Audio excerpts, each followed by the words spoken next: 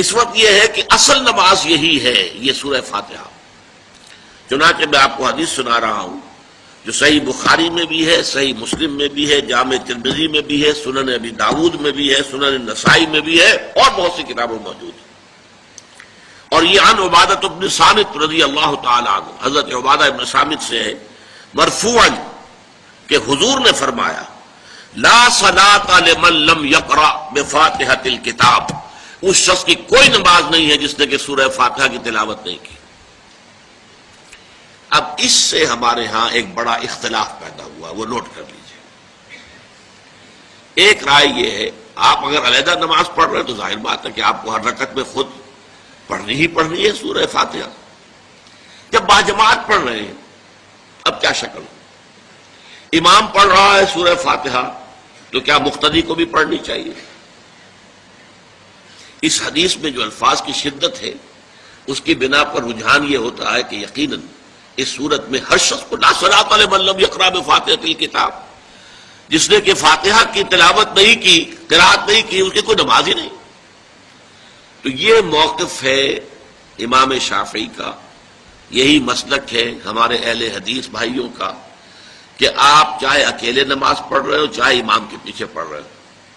اور چاہے امام جو ہے وہ جہری رکعت پڑھا رہا ہے اور چاہے سری رکعت پڑھا رہا ہے۔ خاموشی والی رکعت سورہ آپ کو معلوم ہے کہ نماز جو ظہر اور عصر کی ہے تو چاروں رکعتیں جو ہے وہ سری ہے، مغرب کے اندر آ کر دو جہری ہیں ایک سری ہے، عشاء میں آ کر دو جہری ہیں دو سری ہیں، سورہ اور نماز فجر کے اندر دونوں جو ہیں وہ جہری ہیں۔ تو چاہے جہری ہو چاہے سری ہو آپ کو بھی لازماً جو مقتدی ہے اسے بھی سورہ فاتحہ پڑھنی ہوگی۔ اب اس کے لیے انہوں نے یہ طریقہ جو ہے تلقین کیا ہے کہ امام تیزی سے نہ پڑھے، رک رک کر پڑھے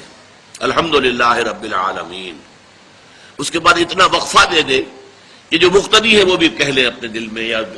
پڑھ لے الحمدللہ رب العالمین الرحمن الرحیم۔ تو یہ رک رک کر پڑھنا، خاص طور پر اگر آپ کو موقع ہوا ہو کسی اہل حدیث امام کی امامت میں نماز ادا کرنے کا، تو آپ دیکھیں گے کہ بڑا فرق ہے۔ ہمارے جو حنفی امام الحمدللہ رب العالمین الرحمن الرحیم مالک یوم الدین ایاک نعبد و ایاک نستعین، چار آیتیں جو ہیں وہ بھی ایک ساتھ میں پڑھ جائیں گے،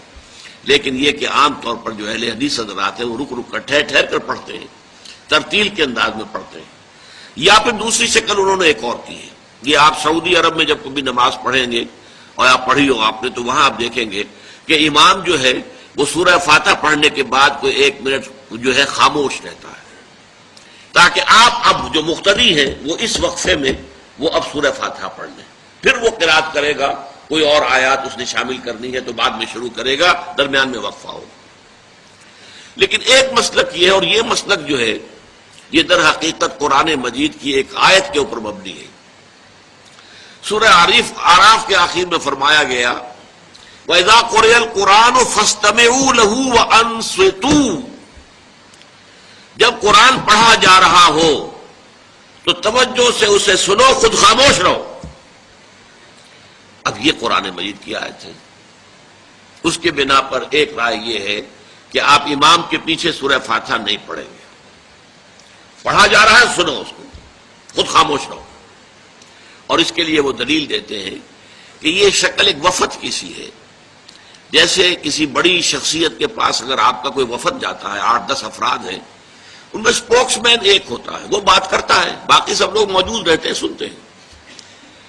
اسی طریقے سے امام جو ہے وہ گویا کہ آپ کا نمائندہ ہے اور وہ پڑھ رہا ہے الحمدللہ رب العالمین الرحمن الرحیم مالک یوم الدین، تو امام کی قرات ہی آپ کی بھی قرات ہو گئی۔ گویا کہ اس آیت سے، اس حدیث سے اختلاف نہیں ہے، اس کی تعبیر سے اختلاف ہے کہ امام کا قرات کر لینا در حقیقت مقتدیوں کی طرف سے بھی قرات ہے۔ اس میں جو حنفی مسلک ہے وہ بہت سخت ہے، اور وہ یہ ہے کہ چاہے سری نماز ہو اور چاہے جہری ہو، ہر کسی بھی حالت میں مقتدی جو ہے وہ سورہ فاتحہ نہیں پڑھے گا۔ اب اس میں ذرا سا سوال پیدا ہوتا ہے کہ جہری رکعت میں تو اس آیت کا اطلاق ہو جائے گا کہ وَإِذَا قُرِئَ الْقُرْآنُ فَاسْتَمِعُوا لَهُ وَأَنصِتُوا، سری میں تو اس آیت کا اطلاق نہیں ہوتا۔